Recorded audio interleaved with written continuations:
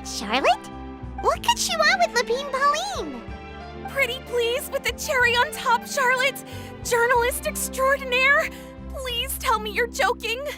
I read that a gang of criminals tricked the Gardamex by disguising themselves as blubber beasts. It's true, isn't it? It has to be! I've invested all my savings into graph adversarial technology and even taken out a sizable bank loan. I'm begging you like the beggiest beggar in all of Begdom. Okay. I need you to calm down a little, Miss Lepine-Pauline. I admire your passion for your research, and I don't mean to dash your hopes for those, big-ticket orders. But I'm afraid I'm not joking. The Blubber Beast incident was a short story mailed to us by an anonymous amateur author, written in the style of a true story. Oh, Paimon sees what happened here. Sounds like the report Lepine-Pauline read in the Steambird wasn't in the news section after all. Funnily enough, I actually remember being in a meeting where the editing team was debating the potential risk of misleading the public with this story. They even went to Maison Gardiennage for advice. But to our surprise, they fully supported us printing it. They figured that the false intel would be a great way to dupe potential criminals into wearing ridiculous costumes when breaking the law. In truth, Gardamex are extremely sophisticated in their capabilities. They can identify criminals just as reliably as the best human guards, so a crude disguise isn't gonna get you far. If anything, it'll just make you stand out all the more. Since we ran that story, the Maison Gardiennage has made a slew of arrests, including, one phantom blubber beast, a titanic red-crowned finch, and a specter man. So I knew this story had helped out law enforcement, but this is the first time I'm learning of an innocent citizen being deceived by it, and investing so much Mora for nothing.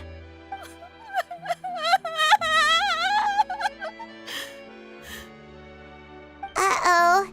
So Lepine-Pauline's whole research project is based on a fictional story? Which means we're not gonna get a big bonus after all. But more importantly, she's gonna lose everything she's invested. Traveler! Paimon! You're back! I was in the area taking some photos for a story when I got to talking to Miss Lepine-Pauline about her research. She told me about your collaboration. She was hoping I could write an article to spread awareness about image recognition technology.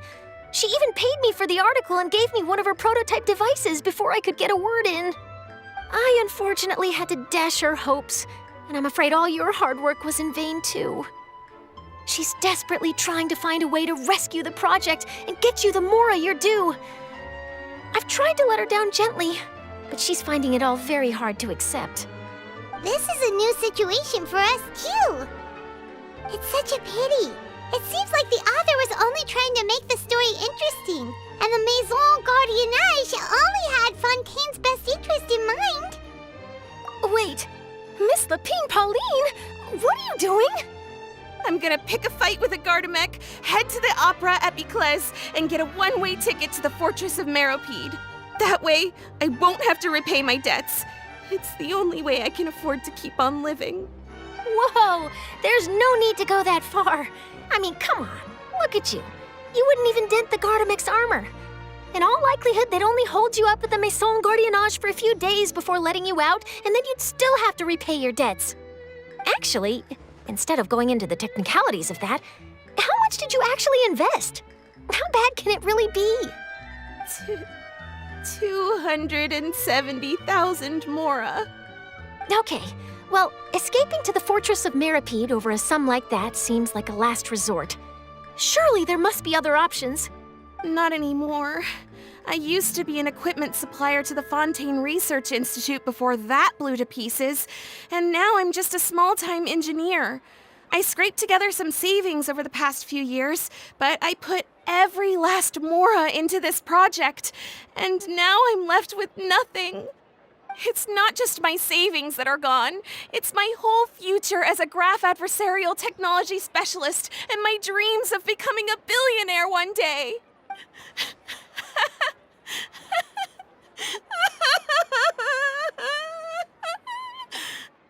My life is over. Don't despair, Miss Lepine-Pauline. I think I know a way for you to turn this around. This prototype you've given me, the camera lens for image recognition sample collection.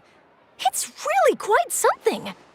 You said you designed it specifically for high-fidelity image capture and analysis, yes? The rapid focal length adjustment is a very useful function in its own right. It's sure to make many journalists' jobs much easier. In fact, I'd say it has the potential to revolutionize Fontaine's news media. So your research efforts thus far are by no means in vain. The technology you've developed may have many applications that you've never even considered. Really? Absolutely. I've been working as a journalist for the Steambird for a long time now. No one understands the issues we journalists face on a day-to-day basis better than me. So keep calm, take heart, and start thinking about mass production. In the meantime, I'll show your invention to all my colleagues to drum up interest in your product. I can't believe it! If this is true, then I can look into setting up a whole camera lens development pipeline. My big-ticket orders and billionaire aspirations are still in the cards.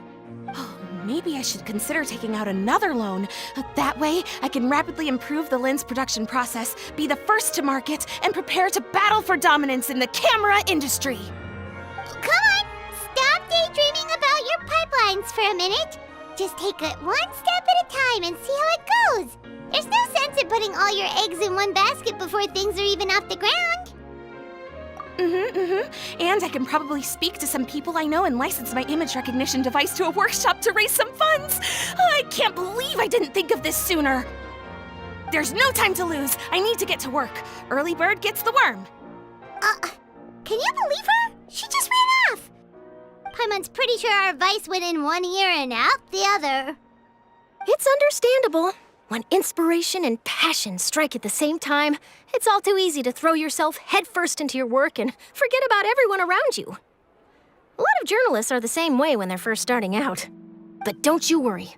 I'm gonna write an article on all this, and I'll be checking in on her regularly. Her research has the potential to benefit the entire journalistic community. I'll give her plenty of input to stop her from going down any rabbit holes and make sure mass production of her lens can begin as soon as possible. It's reassuring to know that you'll be looking out for her, Charlotte. Actually, you know what? Why don't you two take this prototype lens?